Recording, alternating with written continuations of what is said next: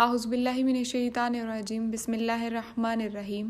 بعض لوگ ایسے بھی ہیں کہ ایک کنارے پر ہو کر اللہ کی عبادت کرتے ہیں، اگر کوئی نفع مل گیا تو دلچسپی لینے لگتے ہیں، اور اگر کوئی آفت آ گئی تو اسی وقت منہ پھیر لیتے ہیں۔ انہوں نے دونوں جہان کا نقصان اٹھا لیا، واقعی یہ کھلا نقصان ہے۔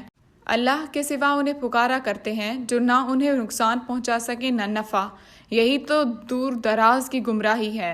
اسے پکارتے ہیں جس کا نقصان اس کے نفع سے زیادہ قریب ہے، یقیناً برے والے ہیں اور برے ساتھی۔ ایمان اور نیک اعمال والوں کو اللہ تعالیٰ لہریں لیتی ہوئی نہروں والی جنتوں میں لے جائے گا۔ اللہ جو ارادہ کرے اسے کر کے رہتا ہے، جس کا خیال یہ ہو کہ اللہ تعالیٰ اپنے رسول کی مدد دونوں جہان میں نہ کرے گا، وہ اونچائی پر ایک رسہ باندھ کر اپنے حلق میں پھندا ڈال کر اپنا گلا گھونٹ لے، پھر دیکھ لے کہ اس کی چالاکیوں سے وہ بات ہٹ جاتی ہے جو اسے تڑپا رہی ہے۔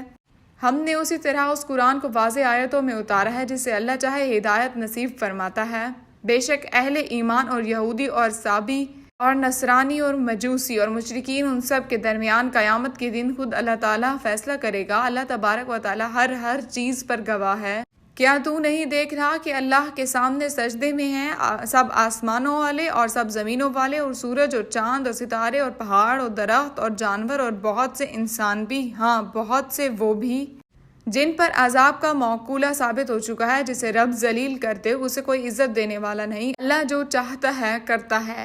بس یہ دونوں اپنے رب کے بارے میں اختلاف کرنے والے ہیں، پس کافروں کے لیے آگ کے کپڑے بے کر کاٹے جائیں گے، اور ان کے سروں کے اوپر سے سخت کھولتا ہوا پانی بہایا جائے گا، جس سے ان کے پیٹ کی سب چیزیں اور کھالیں گلا دی جائیں گی، اور ان کی سزا کے لیے لوہے کے ہتھوڑے ہیں۔ یہ جب بھی وہاں کے غم سے نکل بھاگنے کا ارادہ کریں گے، وہیں لوٹا دیے جائیں گے اور کہا جائے گا جلنے کا عذاب چکھو۔